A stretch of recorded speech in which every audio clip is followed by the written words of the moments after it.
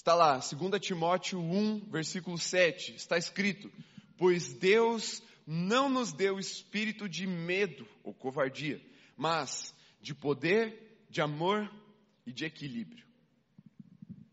Feche seus olhos. Senhor Jesus, fala com teu povo nessa noite. Nós ansiamos por ouvir a tua voz e entender qual é o caminho que o Senhor tem para nós e como o Senhor espera que nós andemos por esse caminho. Essa é a nossa oração, Pai, no teu nome. Amém. Amém? O título da mensagem de hoje é Como Atravessar a Corda Bamba, ou Como Andar na Corda Bamba. Aqui é uma ilustração para nós falarmos sobre equilíbrio. Eu prometi para você que eu ia trazer uma mensagem sobre isso. Está aqui hoje, nós vamos falar sobre equilíbrio. Por que equilíbrio? Porque nós vivemos num tempo de desequilíbrio. Isso está muito claro. Eu não vou nem gastar meu tempo argumentando com você aqui ou provando para você de que nós estamos vivendo tempos desequilibrados, tempos confusos. Mas o que é que há de resposta no nosso coração quando nós vemos algo desequilibrado? Fala assim, medo. Fala mesmo, medo. A gente fica com medo. Por quê? O que é que o desequilíbrio faz com a gente?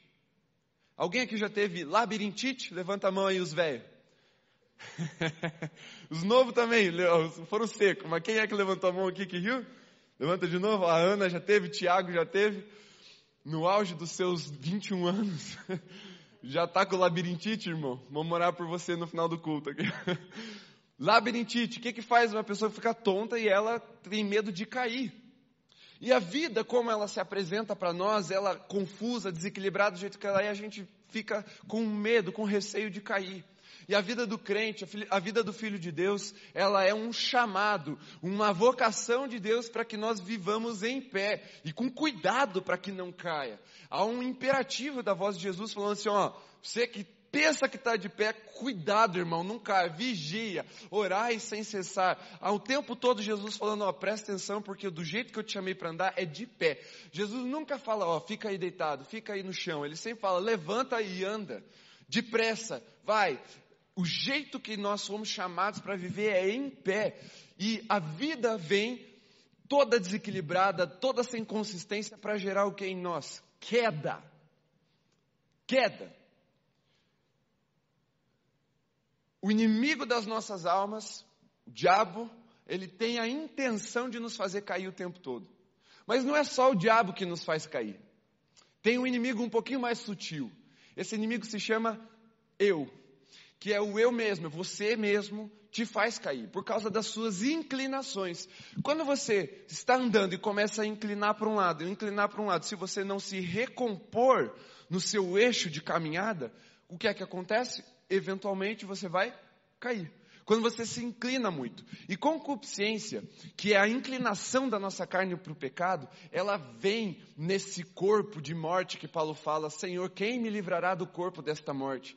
Enquanto nós tivermos esse corpo sem ser glorificado, nós teremos inclinações que vão nos levar a desequilíbrios, e esses desequilíbrios somados com a corda bamba que é a nossa vida, geram a queda. Por isso que eu e você caímos. Nascemos caindo e caídos. Durante a nossa vida caímos e não uma, não duas, mas repetidas vezes. Mas o tempo todo está Jesus chamando a gente para andar e andar de pé. Até porque acho que não tem outro jeito de andar. Só se alguém pegar você pelo pé e te arrastar, mas aí não é andar. Aí é ser arrastado e Jesus não chamou ninguém para ser arrastado pelo caminho, mas para andar pelo caminho. E a vida como ela é, ela gera medo em nós. Você que é adolescente ainda não decidiu o que você vai fazer de faculdade. Você tem ou não tem medo de errar o curso que você vai escolher? Sim, você tem. Até você que desde criancinha quis ser contador. Quando chegou no ano, a hora de fazer a inscrição para o vestibular, falou, será? Será que Deus não me chamou para ser astronauta? Você sempre fica com aquele medo, porque os passos da nossa vida, eles são inseguros, eles são incertos. Quando você vai casar, sério gente, desde que o mundo é mundo, desde que meus pais eram solteiros, eles ouvem, eu ouvi, vocês ouvirão, dá para conjugar em todos os tempos esse verbo, dizendo que o tempo não é muito bom para casar não, a economia está tensa. Cara, se fosse assim, todo mundo estava solteiro no Brasil. Porque desde que o Brasil foi descoberto, o negócio está tenso aqui. Porque o mundo, ele é desequilibrado mesmo. E se a gente ficar esperando a vida ficar concreta, segura demais, a gente não caminha. Jesus falou, caminhe, vão, deem passos. E a gente fica com medo. Senhor Jesus, mas e o amanhã? Será que eu vou ter o que comer? Será que eu vou ter o que vestir? E Jesus fala, o Senhor veste os lírios do campo, o que mais não fará por ti? A gente canta, né, aquela música, que eu não vou me arriscar aqui. Mas a gente canta. Será que eu vou ter o que comer? E Ele dá pão ao que tem fome. Mas nós temos essa insegurança. E não é falta de fé, não. É, em primeiro lugar, humildade. Reconhecemos de que o amanhã pertence a quem? Ao Senhor e não a nós. Nós não temos domínio sobre o amanhã.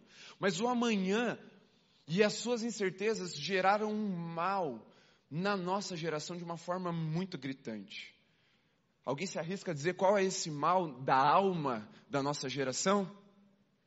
Ansiedade. Acertaram várias pessoas. Olha só, tá fácil. Você está vendo como eu não preciso provar para você que isso é tão inseguro, que a nossa vida é tão insegura? A gente sabe que o mal da nossa alma nesse tempo é a ansiedade, porque não sabemos como vai ser amanhã. Veio uma pandemia. Em tempos absurdos, as pessoas tendem ainda mais para o desequilíbrio. Os hipocondríacos saíram da caverna. Na verdade, entraram mais fundo ainda. O hipocondríaco é aquele que tem medo de germes e tem mania, compulsão de higiene. Ficaram com medo.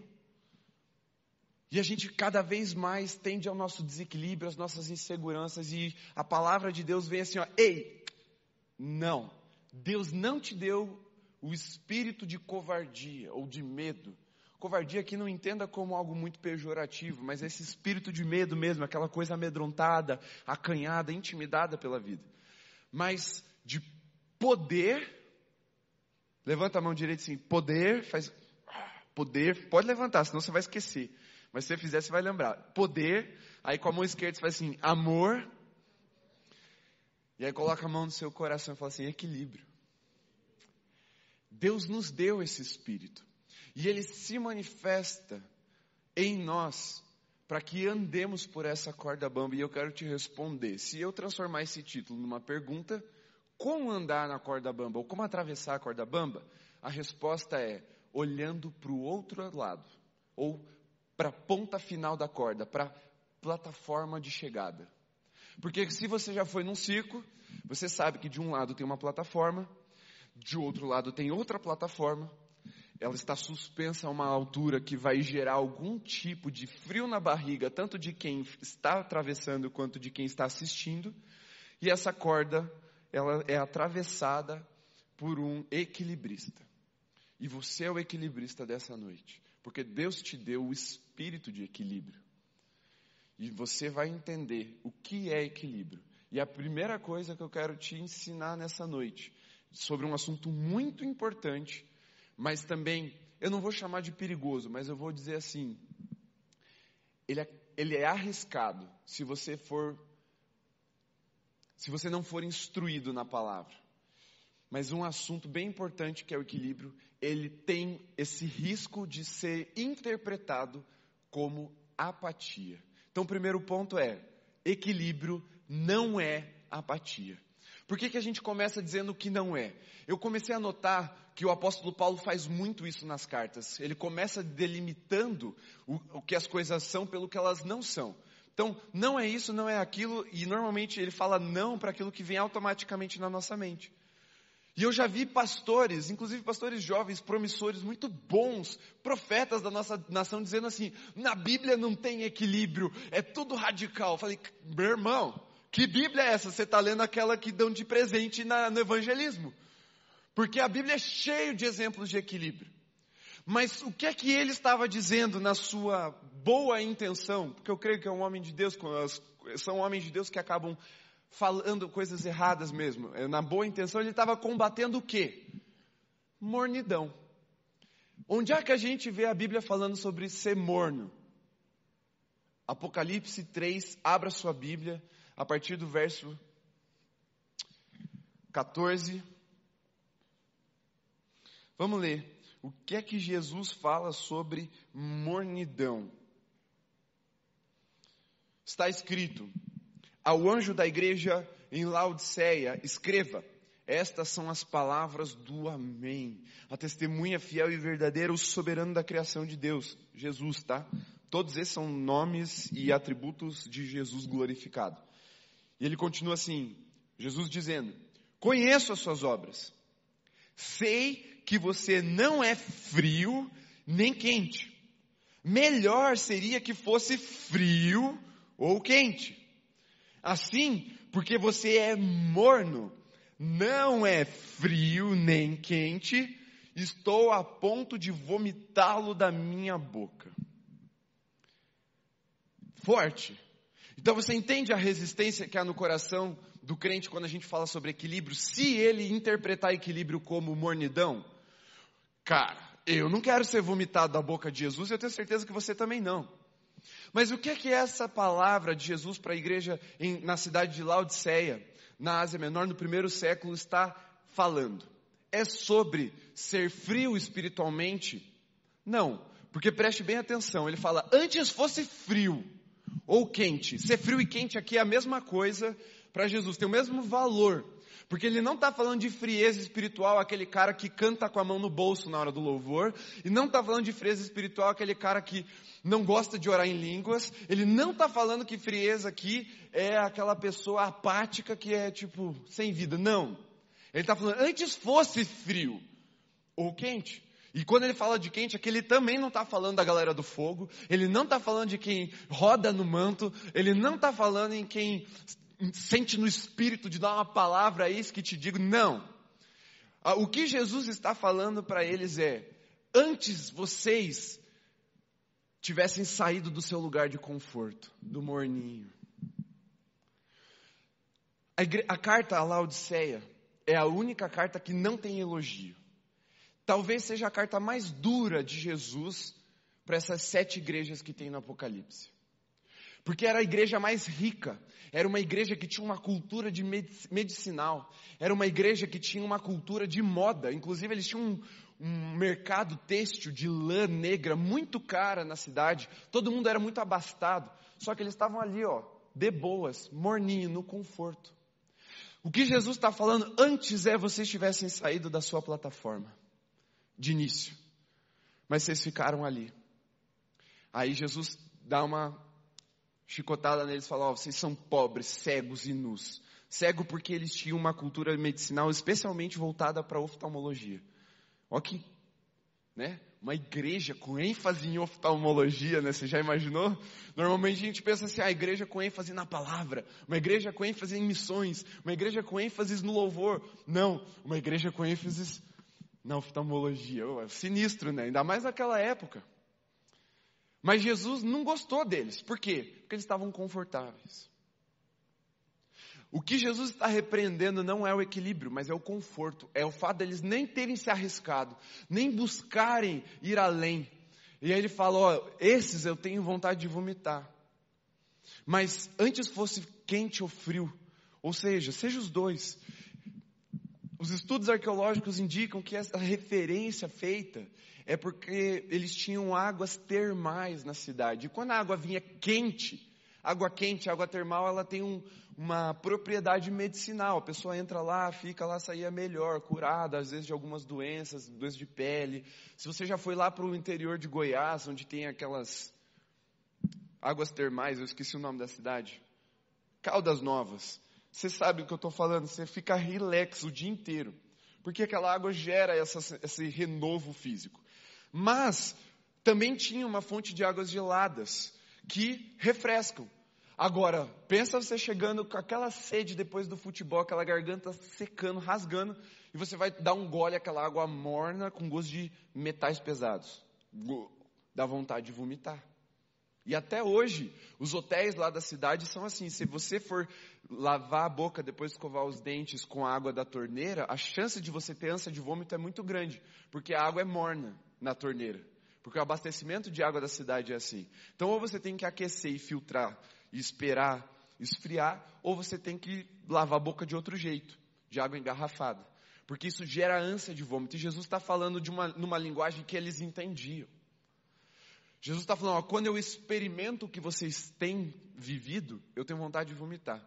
Então, Jesus não está falando contra o equilíbrio, ele está falando contra a mornidão. São coisas diferentes, e mornidão aqui representa o conforto. Representa ficar de boas e não viver a vida que Deus tem para nós. Então, a primeira coisa que é importante vocês saberem é isso. Equilíbrio não é apatia, não é medo, não é mornidão. O espírito da indiferença, olha só que sério isso, é a coisa mais trágica que pode acontecer numa igreja. Porque você pode alcançar 100% todo mês nas ofertas, você pode ter uma cultura de cura na sua igreja, você pode ter uma cultura de ação social, de vestir todo mundo muito bem na sua igreja, mas se você está no conforto, se você não se desafia, preste bem atenção, cadê o Dani? Dani que ensinou pra gente, está lá atrás. O Dani ensinou pra gente, na casa do Senhor pode faltar provisão, mas não pode faltar visão. Pegou? Mas em Laodiceia faltava visão e sobrava provisão. Então é isso que Jesus está combatendo, a indiferença, essa apatia espiritual, essa falta de desafios. É uma igreja que deixou de viver no sobrenatural, deixou de viver na palavra.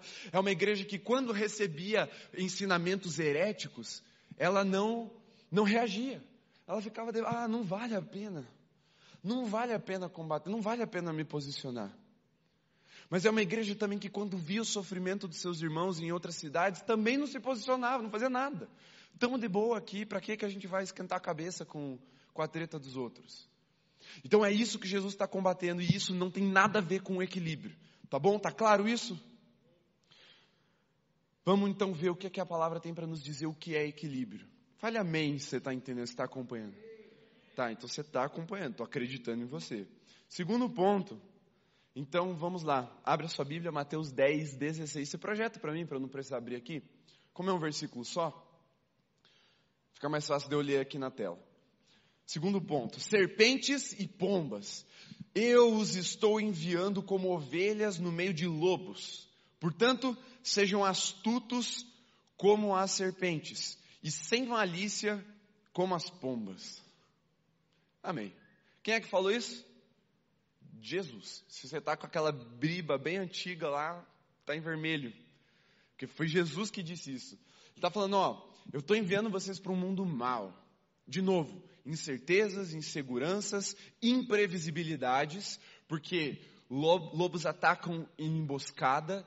Ele está falando, o mundo não é legal, o mundo é ruim, é mau. Eu estou enviando vocês para esse mundo. Ou seja, não adianta ficar na plataforma. Quem é de Jesus está andando na corda bamba. Esse negócio de plataforma não é para quem está com Jesus. Estou enviando vocês, vão no meio de lobos, mas vocês têm que ser astutos como a serpente, e vocês têm que ser sem malícia ou simples como a pomba. Disse isso no equilíbrio. É você pegar o quente e o frio, mas não misturá-los. Porque quando a gente mistura quente e frio, o que é que dá? Morno. E Jesus não está chamando a gente para ser morno. Ele está falando que a gente tem que ser astuto e tem que ser simples, tem que ser sem malícia. As duas coisas. Qual é a chave de discernimento do equilíbrio? De novo, Deus não nos deu o espírito de medo, mas de poder, amor e... Quem é que deu o espírito? Deus. Deus é a chave de interpretação do equilíbrio. Ele é a sabedoria para encontrarmos o ponto de equilíbrio. Sabe por quê? Porque ser astuto como a serpente vai ser para alguns momentos específicos da nossa vida em que nós não vamos poder ser sem malícia ou simples como as pombas. Mas terão outros momentos da nossa vida que nós teremos que ser simplesmente como pombas e não astutos como a serpente. O equilíbrio está, preste bem atenção, conforme o jogo vem. O jogo que é de cintura. A corda balançou para um lado. Quando nós olhamos um equilibrista na corda bamba, normalmente ele está equipado com um aparelho ou um objeto. Esse objeto é uma vara, certo?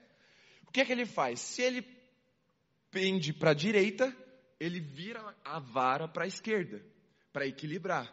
Se ele pende para a esquerda, ele vira a vara para a direita para equilibrar. A chave é saber o que está sendo exigido de nós naquele momento. Se é astúcia, viremos a vara para astúcia. Se é mansidão ou simplicidade, como das pombas, viremos o nosso coração para a simplicidade das pombas. Porque a serpente é um animal combativo. Mas preste atenção que a serpente ela não é um brutamontes. É um animal relativamente pequeno. Porque a serpente aqui é aquela venenosa, astuta, não é a titanoboa de 13 metros de comprimento, 7 toneladas que vivia no Brasil há milhões de anos atrás. Não. A serpente é aquele animal pequeno, que no seu tamanho não intimida, mas ela é astuta. E ela não chega intimidando, como por exemplo o leão faz, que ele ruge para intimidar o seu adversário. O que a cobra faz? Ela espreita. Ela é inteligente, ela espera o momento certo de atacar. E muitas vezes nós temos muitas boas intenções na vida, de fazer a vontade de Deus e levar o evangelho, e pregar para as pessoas e anunciar, só que a gente não percebe qual é o momento certo. Quem aqui já teve a experiência de na mesa com a família, que não é crente, soltar um negócio na hora errada e queimar o filme de Jesus ou queimar o próprio filme? Levanta a mão se é corajoso, porque eu já tive uma experiência assim. Só o William é corajoso, gente, ou vocês não estão falando de Jesus na mesa? Acontece, porque falta de prudência, de astúcia. A gente vai e tenta encarar de peito aberto, principalmente o novo convertido. Ele não tem astúcia, ele tem boa intenção e ele quer ir com tudo. Ah, Jesus! Ele pega o megafone e começa na mesa a gritar no megafone mais alto, falando Jesus! E não tem essa perspicácia de acertar, de dar o bote certeiro. E aí às vezes acaba sendo pisoteado, que é o que acontecia com a cobra, com a serpente, quando ela não era percebida, aliás, quando ela era percebida. Então nós precisamos saber quando ser astutos, saber brigar. Não é qualquer briga que a gente vai comprar, não é qualquer coisa que a gente vai fazer, tem que saber a hora certa de agir, porque o mundo é mau. E nós temos que ser guiados pelo Espírito Santo para entender que esse equilíbrio vem dele. Mas também ser simples como a pomba é também saber a hora de não brigar de jeito nenhum. Porque o que a pomba faz quando um perigo chega? Voa. Se não é uma pomba besta que eu atropelei umas semanas atrás, ela voa. Camila estava do meu lado, ela, amor, você não vai frear? Eu falei, não, pomba voa. Daí eu bati na pomba, atropelei. Bateu no vidro do para-brisa, assim. Mas se não é igual aquela pomba, ela vai voar. Quando você está lá na praça, você vai andando, a pomba já vai tipo voando. Ou ela voa, ou ela vai desviando de você. Ela não compra briga de graça, ela não compra briga de jeito nenhum, na verdade. Tirando a pomba do Cefete, quem estudou no Cefete sabe o que eu vou falar. É uma pomba que era manca de uma perna, ela só andava torta pro lado, e ela ia atrás da galera que estava com pipoca. Então, tirando essa pomba e a que eu atropelei, as pombas voam. Vem o perigo, voa. E aí tem vezes que a gente tem que saber ser assim. Nem tudo a gente vai bater de frente, por quê? A gente pode se emaranhar em batalhas que Deus nunca quis que a gente brigasse. E a gente vai perder tempo e o diabo vai enrolar a gente, em brigas que não eram nossas. Então precisa ter equilíbrio na nossa percepção de mundo, na nossa astúcia e na nossa simplicidade. Tem horas que só falar assim, Deus, aqui não é o meu lugar, voei. Ou você vai falar assim, Deus, me dá a estratégia, a hora certa, as palavras certas, porque eu quero ir afiado como uma espada de 2 gumes, na astúcia que o Teu Espírito Santo tem para ministrar sobre a minha vida. E aqui, para nós aplicarmos bem, então, fique claro na sua vida, é que existem lutas que devemos entrar para a glória de Deus, do jeito certo, mas também existem lutas que devemos apenas nos afastar, pelo mesmo motivo, para a glória de Deus. O segredo está em saber em qual entrar, porque às vezes, ganhar ou perder, não importa o resultado, pode envergonhar o Evangelho, pode envergonhar as nossas vidas. É aquela ânsia que a gente tem de convencer as pessoas pela nossa força, e aí a gente ganha no argumento, mas perde a pessoa. E se o objetivo era ganhar a pessoa, o que adiantou ganhar o argumento? Briga de marido e mulher é assim. Você pode até ganhar no argumento, mas se você perdeu o outro, não valeu a pena. Tem brigas que a gente tem que saber recuar. Tem brigas que a gente tem que saber falar assim, agora não, amor. Me deixa quieto aqui, que eu tô pro crime. Volta depois quando eu estiver mais manso. Porque quando eu estiver mais simples, né, menos armado, menos cheio de argumento. Porque eu não quero ganhar essa briga. Porque aí você perde. E se você perde, eu perco. E aí não tem. E eu também não quero perder, porque perder é ruim, né? Então a gente tem que saber brigar na hora certa, do jeito certo, pelas causas certas, sob a orientação do Espírito Santo. Mas ser equilibrado. Não ser aquele crente touro. Abaixa a cabeça e sai atropelando todo mundo. Mas também não ser aquele crente covarde que nunca age, que nunca fala nada, que é mais espião do que a Viúva Negra. Eu ia falar 007, mas eu aposto que metade de vocês nunca assistiram 007, então a Viúva Negra, nova espiã do momento, que morreu já, então já tem que vir outro. Eu dei spoiler para alguém, então me perdoe. Mas não dá para ser espião. Não dá para ser um touro. A gente precisa encontrar o equilíbrio. E esse equilíbrio está na sabedoria do Espírito de Deus. E o terceiro, abra lá, Apocalipse 5. Capítulo 5, versículo 5. Projeta aí para mim. Está escrito. Então, um dos anciãos me disse, não chore. Eis que o leão da tribo de Judá, a raiz de Davi, venceu para abrir o livro e os seus 7 selos. Passa. Depois vi um cordeiro que parecia ter estado morto, em pé, no centro do trono, cercado pelos 4 seres viventes e pelos anciãos. Ele tinha 7 chifres e 7 olhos, que são os 7 Espíritos de Deus enviados a toda a terra. Tá bom aí? Quem é o cordeiro de Deus que tira o pecado do mundo, que João Batista apontou lá nos evangelhos? Jesus. Quem é o leão da tribo de Judá, a raiz de Davi, que venceu? E é digno de abrir os livros? Jesus. Isso aí. Jesus. Ele é cordeiro, ele é leão. E quando a gente olha para Jesus, a gente vê as duas coisas. É ou não é?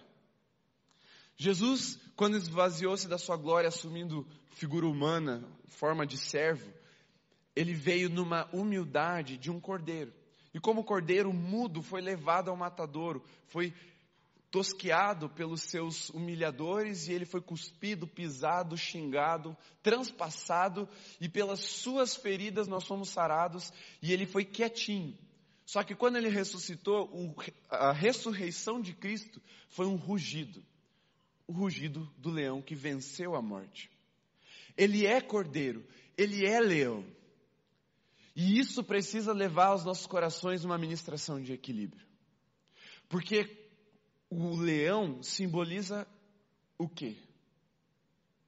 Quando você pensa em um leão, quando você fala, nossa, aquele lutador é que nem um leão no UFC.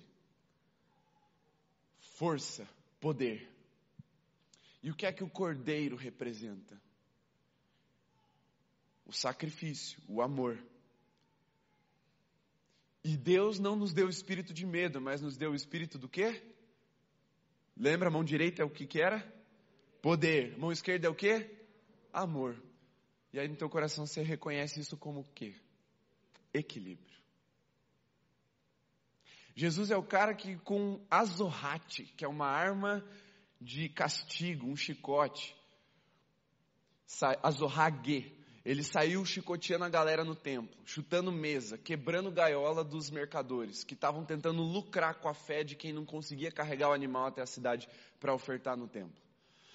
Mas é o mesmo que acolhe aquele que o traiu, que beija no rosto aquele que o traiu e o chama de amigo. Jesus é ou não é um homem equilibrado? Ele é. Mas ele não é morno, nunca foi. Porque ele, sendo poderoso como um leão, por vezes decidiu se calar para que a glória de Deus se manifestasse no amor e no acolhimento. Mas também sendo cordeiro que sacrificialmente tira o pecado do mundo, ele se levanta como Senhor dos exércitos e cala todo o inferno com o rugido de sua voz. Equilíbrio não é o cara que fica, nenhum nem outro. Não. é o cara que sabe tomar posição. Mas ele não fica só posicionado de um jeito e cai. É o cara que sabe se equilibrar pela corda. E o Espírito Santo que está em você, ele quer te dar sabedoria para andar em poder e em amor, revelando o equilíbrio de Deus. Porque o nosso Senhor é assim. E a Bíblia diz que Cristo não é um sumo sacerdote qualquer, que não pode se compadecer das nossas dores e das nossas angústias. Ele sabe o que nós sofremos. Ele passou o que nós passamos, ou seja, ele abriu o caminho. A figura bíblica que revela essa abertura de caminho de Deus até nós, que foi traçada por Jesus, é o rompimento do véu. O véu que separava já não separa mais. E Jesus abriu esse caminho, ou seja, quando ele te chama para andar na corda bamba, é porque ele já passou por ali. E ele está te chamando para viver uma vida assim também. Desafiadora, no mundo mal. Jesus fala, Pai, eu não peço que os tire do mundo, mas que o Espírito esteja com eles, para que eles não caiam, para que eles não se dispersem. Porque o inferno se levanta como lobo, sim, para nos dispersar, para nos amedrontar, para nos intimidar, para manter a gente quieto, calado, apático na plataforma mais segura da nossa vida que a gente puder encontrar. Mas Jesus está falando, pode vir, eu estou passando antes de você, eu já abri o caminho, vem que dá, porque eu estou com você. Porque não tem um passo das nossas vidas que nós não tenhamos o privilégio e a oportunidade de dar de mãos dadas com o Espírito de Deus. Por isso que eu e você não precisamos mais temer. Nem a morte, nem o inferno, nem o presente, nem o porvir, nem as coisas criadas, nem aquilo que é inanimado, nem aquilo que é espírito, nem aquilo que é anjo, demônio, principado, potestade, nada disso pode nos separar do amor de Jesus. Então, se nada disso pode me separar, o que é que o risco dessa corda bamba pode fazer com o meu coração? Se eu sei dessa verdade, se eu estou com os olhos do outro lado, como eu falei, na plataforma de chegada, que é Jesus Cristo. Percebe que quase todos esses exemplos que eu estou dando para vocês estão em que carta? Fala Apocalipse. Apocalipse é a revelação do fim. É com os olhos no Cristo glorificado que nós encontramos um centro de equilíbrio. Porque se uma coisa que você não pode fazer quando você vai andar na corda bamba ou vai se equilibrar é olhar para baixo. Você tem que olhar para o alto, para o ponto de chegada e manter os olhos fixos. Talvez você lembre na aula de educação física, quando você ia fazer aquele alongamento de segurar a perna, seu professor falava, não fica mexendo o olho, fica num lugar fixo, não é assim, Tuca? Para você não perder o equilíbrio. É a mesma ideia. Mantenha os olhos fixos em Jesus e você não vai cair. Só que é esse equilíbrio que às vezes está faltando, para tanto andar e cair. Mas os olhos têm que permanecer no alvo que é Cristo Jesus, do leão da tribo de Judá que venceu e é digno de abrir os selos, também no Cordeiro de Deus que tira o pecado do mundo, o amor sacrificado num altar, para que eu e você fôssemos astutos como a serpente, mas também simples como a pomba, para que eu e você fôssemos poderosos no espírito como um leão, mas também fôssemos amorosos no espírito como cordeiros. Porque é isso que revela a glória de Deus. Aí eu te pergunto, por que ser equilibrado?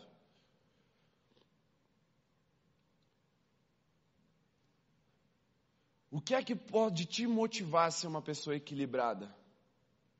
Nesse equilíbrio do espírito, estou falando.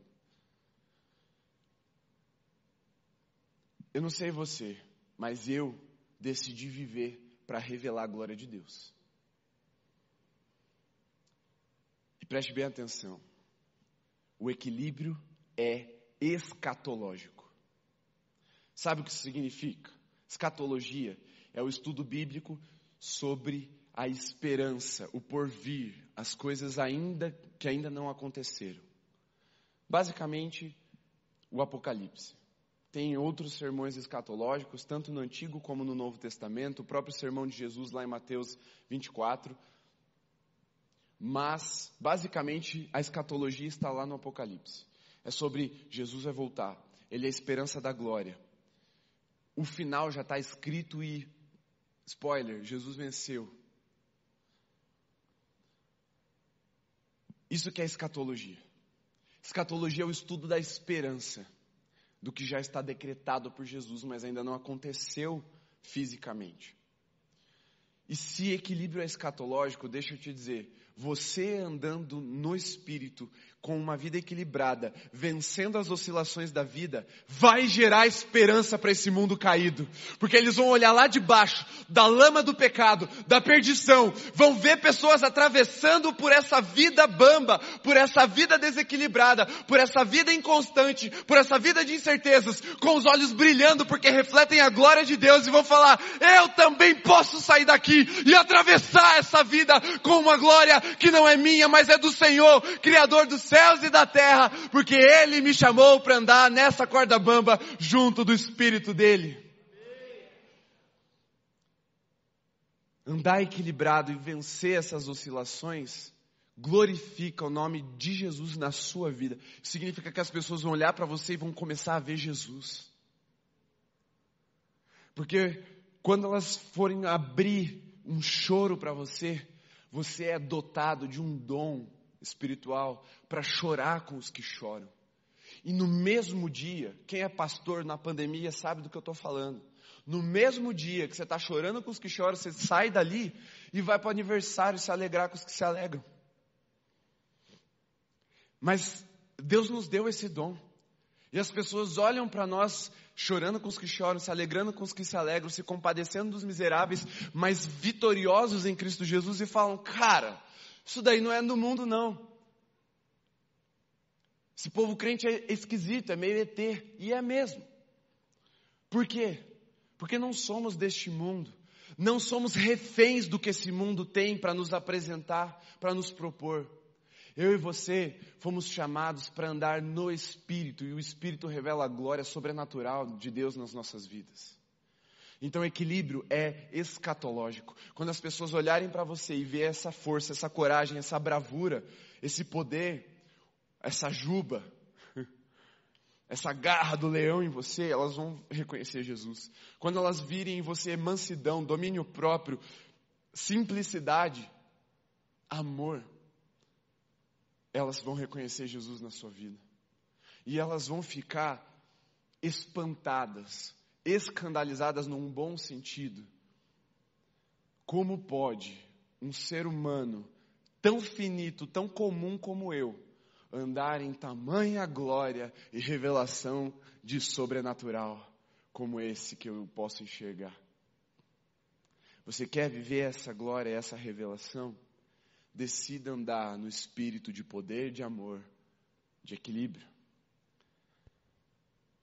Porque aí, enquanto a intemperança da vida, das inclinações da carne, escandalizarem e afugentarem as pessoas, nós, no nosso equilíbrio, no espírito, estaremos acolhendo e recebendo. Não se preocupe, as pessoas vão se frustrar com a política, porque toda geração cria uma expectativa e se frustra. É assim desde que o mundo é mundo. Vai se frustrar, mas eles vão olhar para onde? Aonde é que é o equilíbrio? Aonde é que há a prudência? Onde é que há a astúcia, mas ao mesmo tempo a simplicidade do acolhimento? Na igreja de Jesus. Quando as pessoas perderem a esperança nesse mundo, a esperança delas será renovada na sua vida, através da sua vida.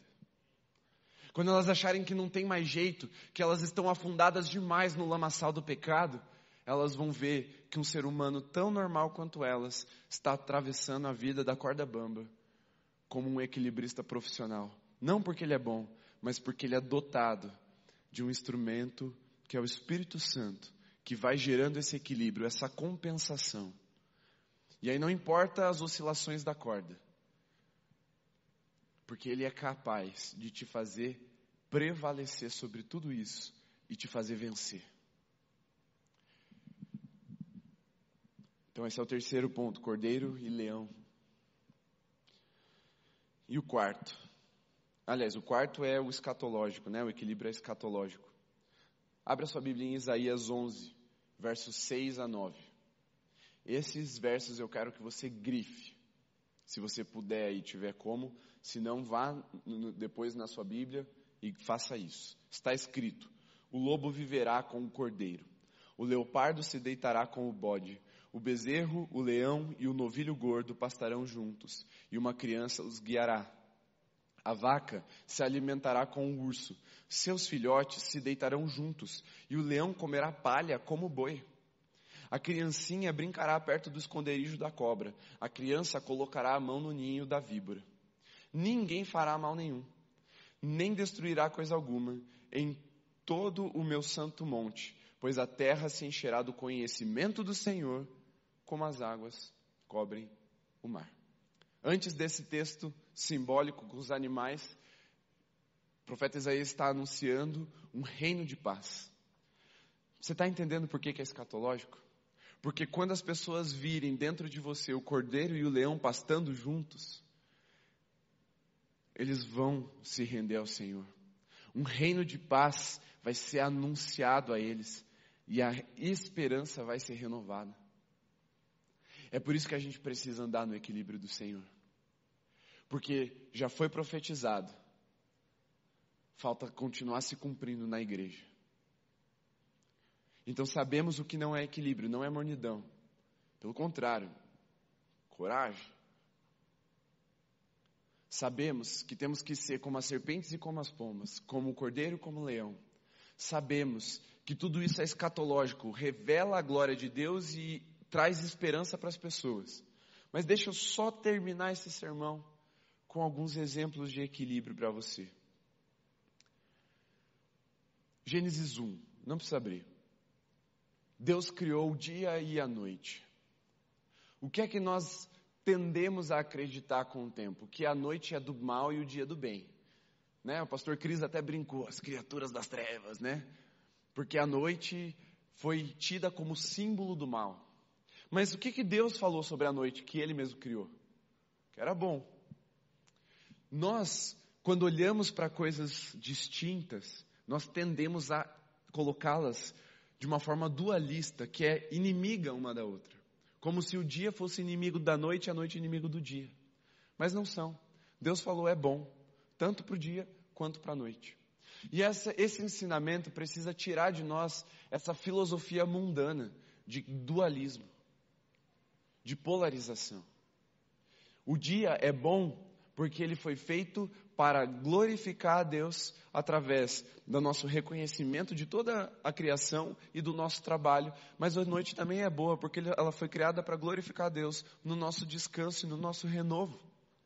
É bom.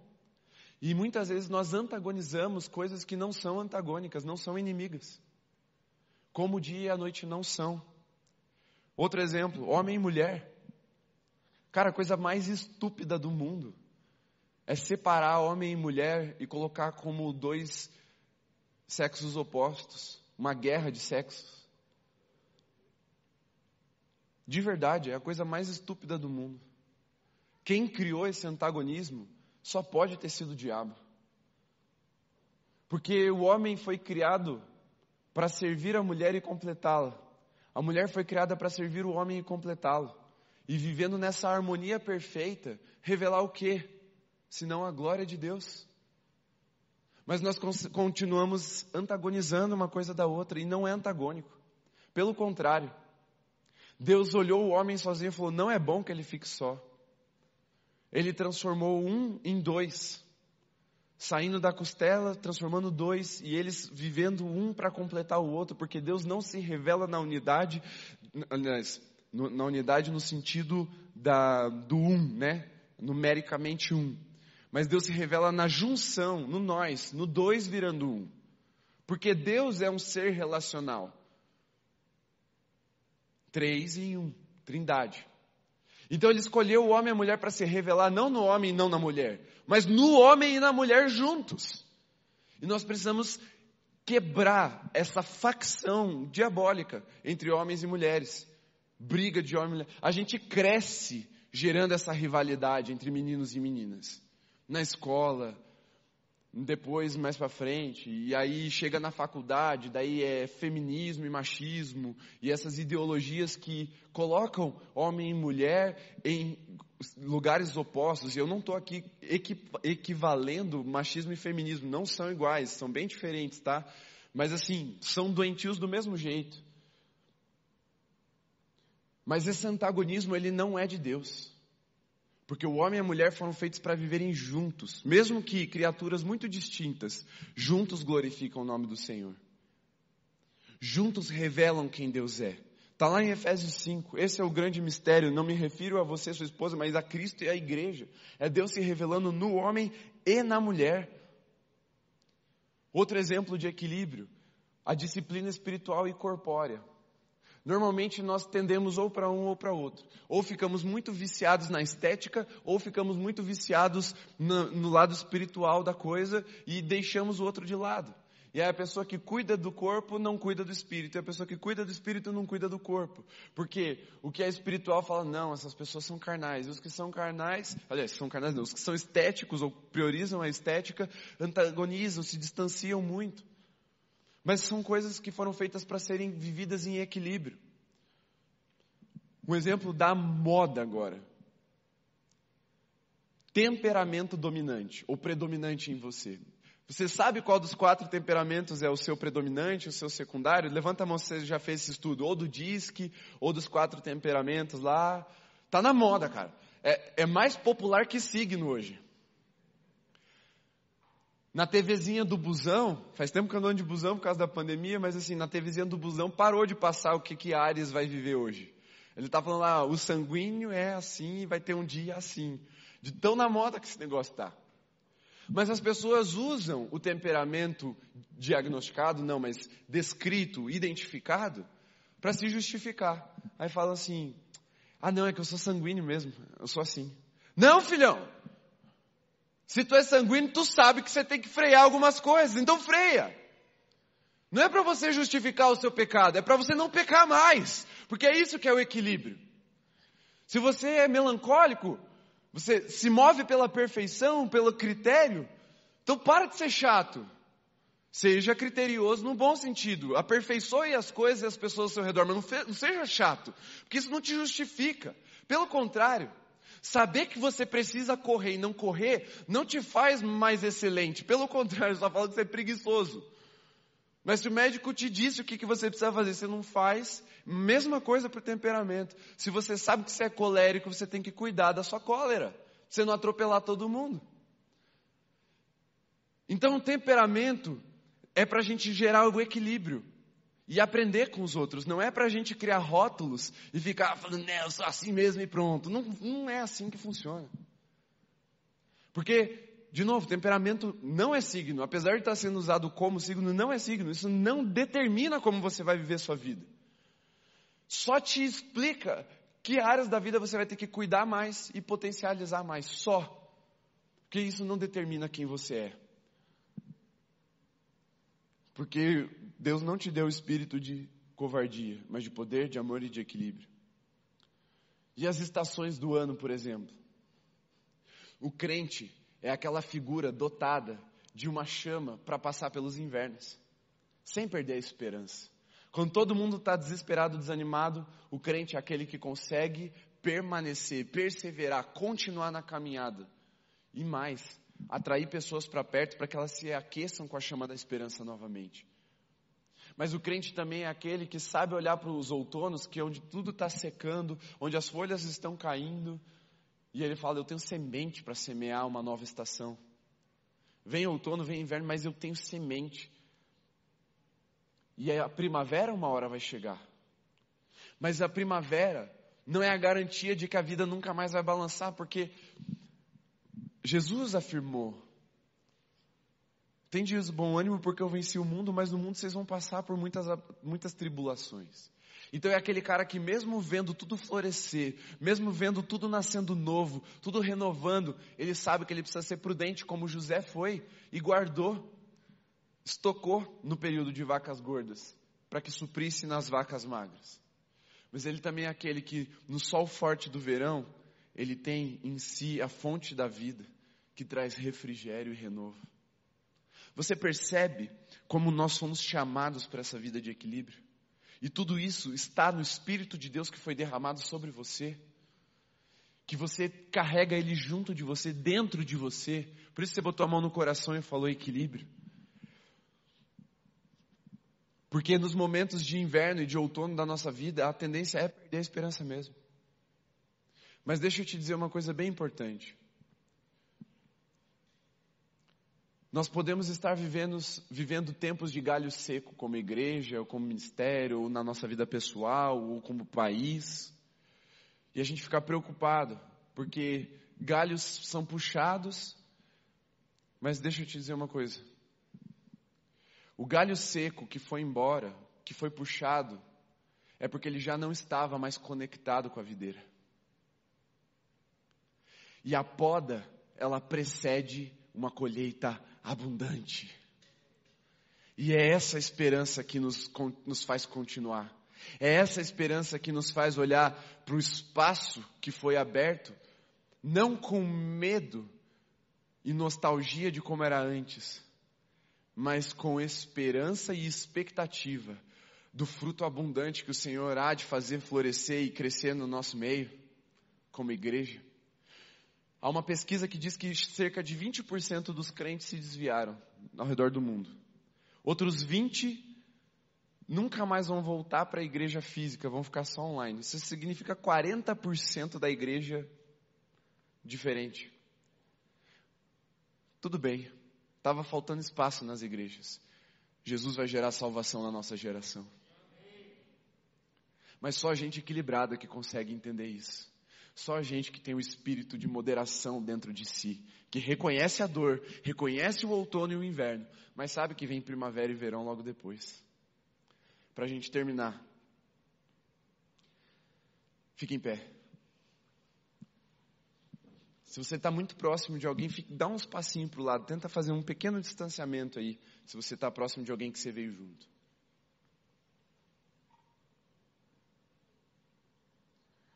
Feche seus olhos.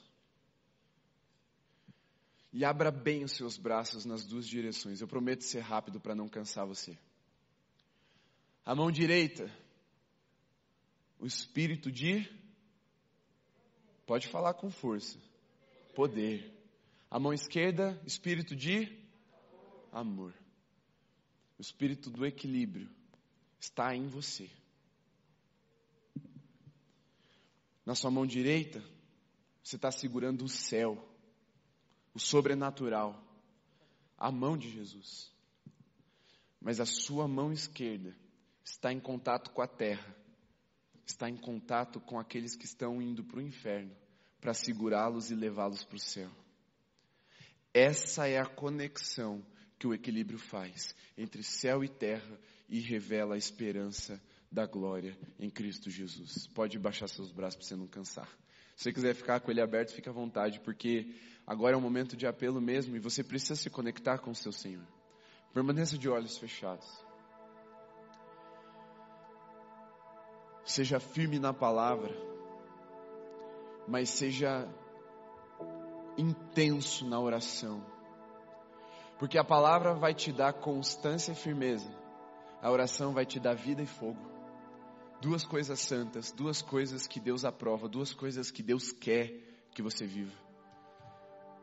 Não seja o intelectual da Bíblia e nem o cara do mover, se você não tiver o conhecimento do Santo e o fogo do Espírito. Porque Deus te chamou para andar nesse equilíbrio. Uma mão vai ao amor para revelar quem Deus é. A outra vai ao zelo pela palavra e pela verdade para continuar revelando quem Deus é. Uma mão acolhe, a outra guia na verdade. A vida é uma corda bamba. Só vamos atravessá-la com sucesso se absorvermos o equilíbrio como parte da nossa identidade.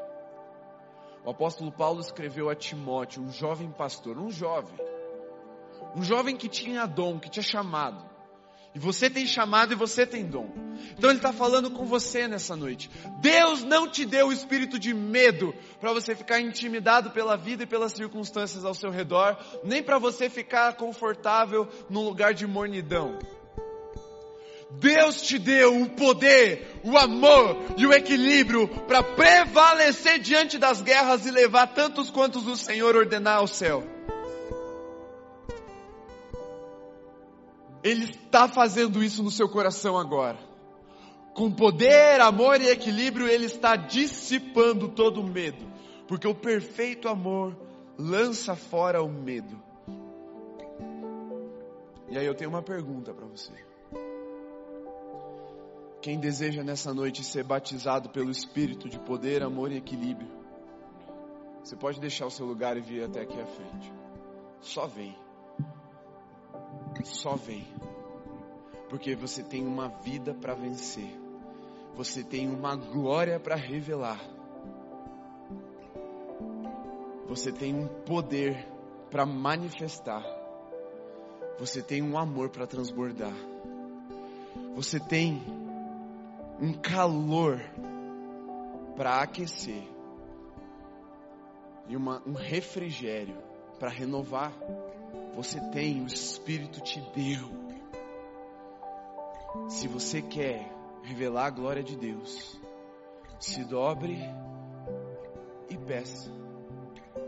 Porque está escrito que Paulo orou para que o Senhor reavivasse o dom de Timóteo. Porque Deus não deu a ele covardia e medo, mas poder, amor e equilíbrio. E você nunca mais vai esquecer dessa palavra. Não vai. Porque de forma equilibrada, nessa noite, preste bem atenção. Ainda de olhos fechados, mas preste atenção porque você vai lembrar e vai rir. Você celebrou, não celebrou?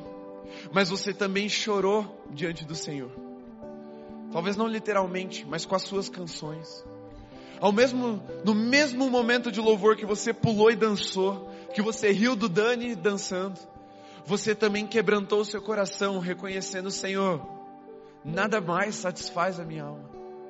No mesmo culto em que nós celebramos a chegada de você, meu querido visitante, nós nos despedimos de pessoas amadas, queridas, como a Cami está se despedindo de nós hoje.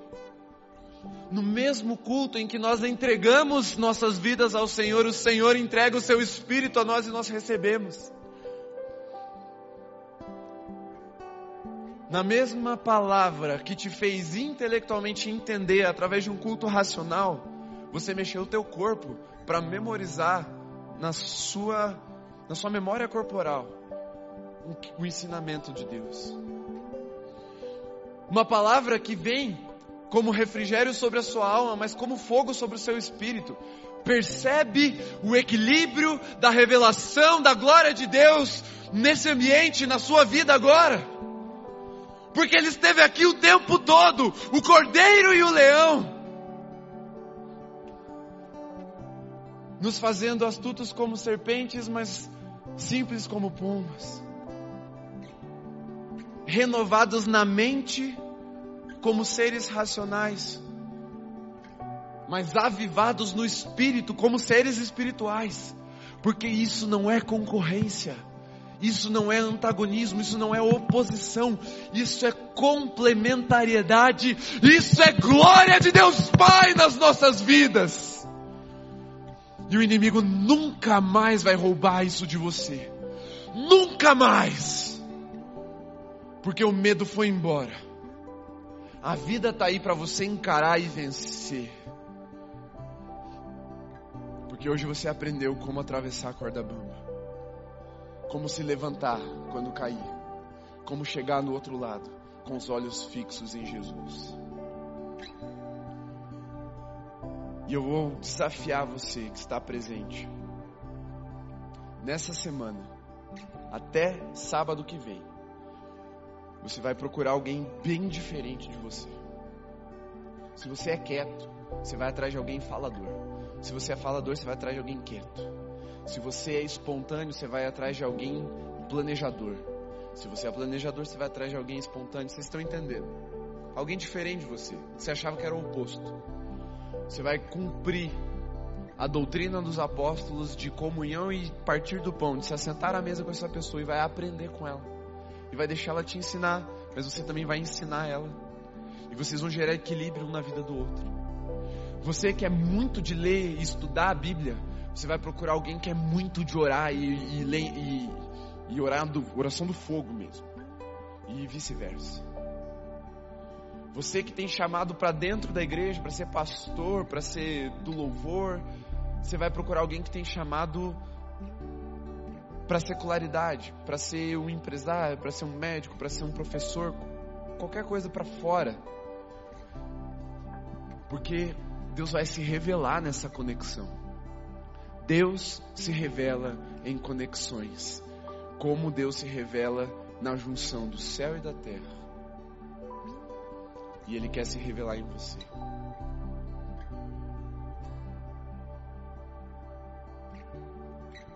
Antes de nós orarmos, nós vamos adorar para que você tenha um tempo na presença do Senhor agora. É você e Deus. Confesse o seu medo, confesse a sua insegurança, e Ele vai derramar sobre você o dom do poder, do amor e do equilíbrio.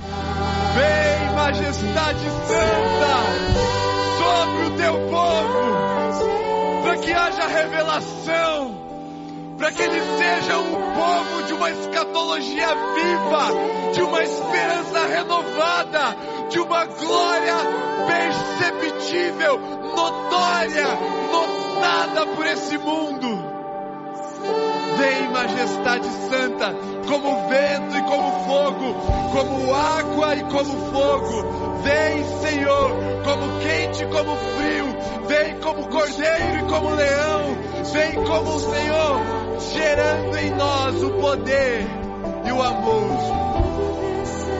o equilíbrio, para rompermos com todos os desequilíbrios da nossa vida, da nossa carne, e assim chegarmos na outra plataforma, com os nossos olhos brilhando com a luz do sol da justiça, porque não tiramos os olhos de Ti, não nos cansamos de Te contemplar e de Te desejar.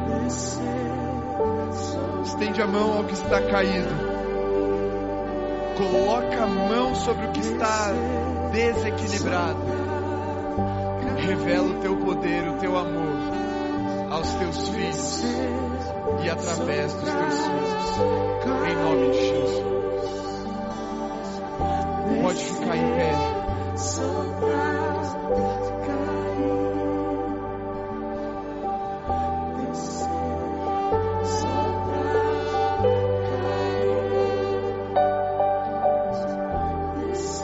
Sabe o que é bom de fazer depois de um ato de quebrantamento? Celebrar. Vamos glorificar o Senhor com as nossas palmas, por aquilo que Ele é, pela glória que Ele revela em nós e através de nós, para nós e para aqueles que ainda não o conhecem. Esse é o nosso Deus, esse é o nosso Jesus. Você pode voltar para o seu lugar, para a gente fazer oração de encerramento. Não saia ainda, é bem importante que você fique até o final. Coloque suas mãos como num ato de quem recebe, que o amor de Deus, o nosso Pai, a graça reveladora do nosso Senhor Jesus, que o consolo e a alegria do Espírito Santo seja sobre você, meu irmão, sobre a sua casa, sobre toda a igreja de Jesus espalhada por toda a terra e reunida nos lares, hoje e para sempre.